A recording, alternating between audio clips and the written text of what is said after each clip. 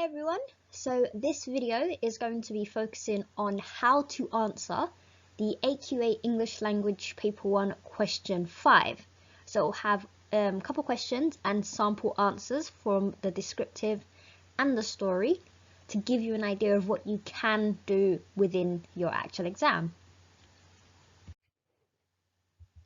What is being assessed? So they will be looking at AO5, which is content and cohesion of the writing, so how well you write, and that's 24 marks. And AO6, which is technical accuracy, so spelling, punctuation and grammar, and that is worth 16 marks. Remember, the total of this question alone is 40 marks and half of the paper. And you will need to be very thorough and very careful in your writing, so make sure you time it so you have enough time at the end to check your work. So here is an example question where you've got the instruction box at the top, question 5, then it gives you the either or option.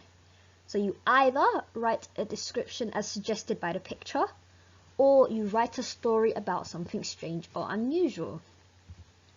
So read the instructions given, they are there for a reason. They advise you to spend 45 minutes on this section. The whole paper is an hour and 45 minutes, and since this is worth 40 marks, it makes sense to spend a good chunk on just this one question. Write in 4 sentences. That is a given. You're reminded of the need to plan your answer. They want you to plan. Make the time to plan, please. And you should leave enough time to check your work at the end. They also give you, the question will also give you information on GAP, genre, audience and purpose. So it's your school magazine will be publishing a collection of creative writing written by students. So the genre is creative writing, the audience is people reading the school magazine, and the purpose is to write a story of some sort or a description. So they give you an option of questions. So you either write a description or a story. Never both. Try not to mix up the two because they want you to keep things separate. If it's a description, they want it to be quite narrative and you describing only. And if it's a story, then they want you to make it a story. So looking at the photo, so they want you to write a description as suggested by the picture. There will be times when they give you a picture that is not the best. It won't be very interesting, there won't be a lot to do, you might get stuck. However, I want to give you an example of what you can do based on this picture alone, and maybe sometimes give the picture a try, although it doesn't really matter which one you do, and you can pick either one. That's why you have the option. So obviously it's a picture of the Earth, someone, an astronaut with some sort of equipment on the moon, and space. So for the description, I've written a sample answer for the question. The first thing to do is plan. If you don't want to follow my full plan, I have done a video where I've given you how to plan out for this question. Then there are at least 2 things I recommend. Number 1, list as many punctuation as you can so you remember to use them. Just write them down so you remember to use them, because you need to use varied punctuation. And 2, use the 5 W's. At least give yourself an idea of what you can do within your plan. This will take you maybe 5 minutes to do at most. My plan. Punctuation.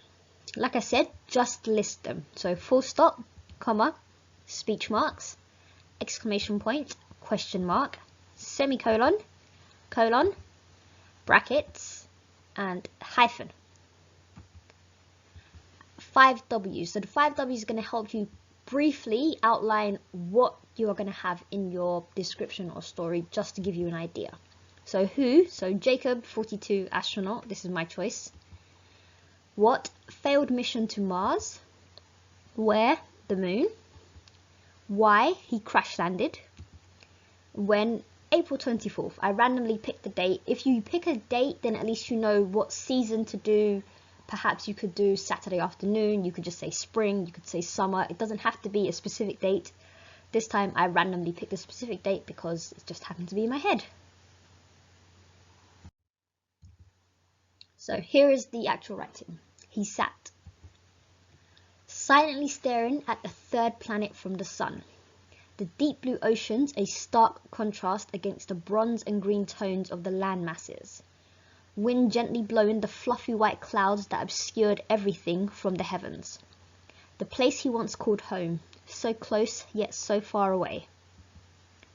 The dark, deep and vast blackness, devouring every speck of light it encounters. No stars twinkled in the distance, just darkness. The earth shining like a diamond on a piece of black velvet. Would he ever make it back? Sitting on the rough, barren surface of the moon, the spacecraft broken and beeping. Minimal supplies to last him for weeks, months if he's lucky. The last communique sent to base, telling his children, I love you, I miss you, I'm sorry. The soft grey terrain crumbled underfoot as he stood up and slowly made his way forwards, holding out his hand, imagining he could touch the earth. So time to assess the answer, so what I've written. I set the scene, and you can imagine yourself in the story.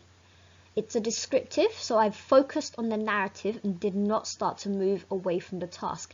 It does happen that you do get distracted by the storyline, and that's fine later on, but they do want you to focus for the first 3 to 4 paragraphs on the actual story, and descriptive, sorry, and not to get distracted. So it was a varied use of punctuation. I did quite try to throw in as much as I could. Different sentence lengths, we used that because it creates dynamic. The vocabulary was adventurous. I did use words that I don't normally use.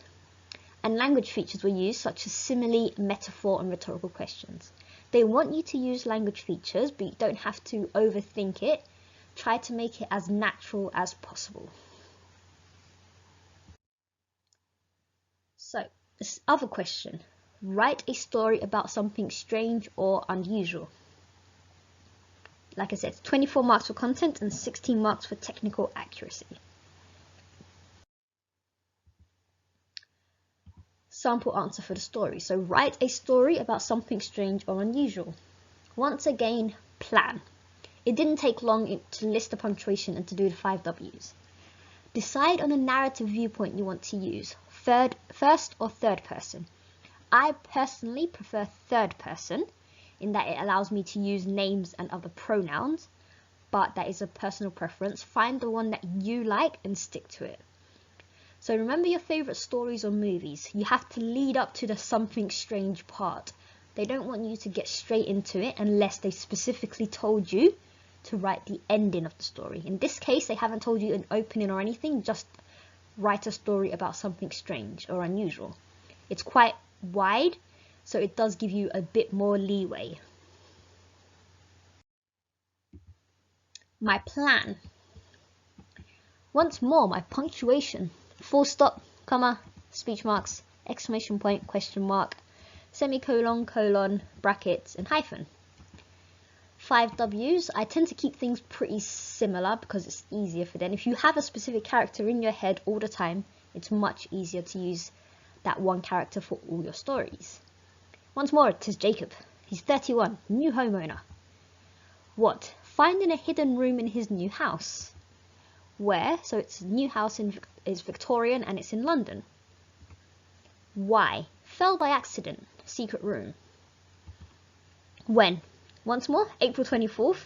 It's a Saturday afternoon this time. I don't know why I like that date.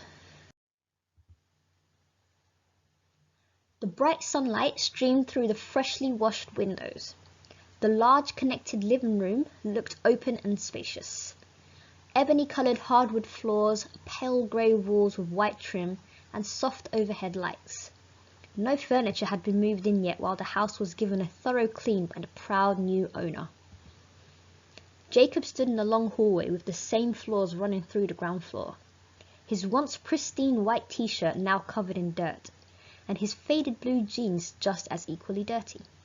His blue trainers, covered in paint from last week's paint job, thumping in the bare house.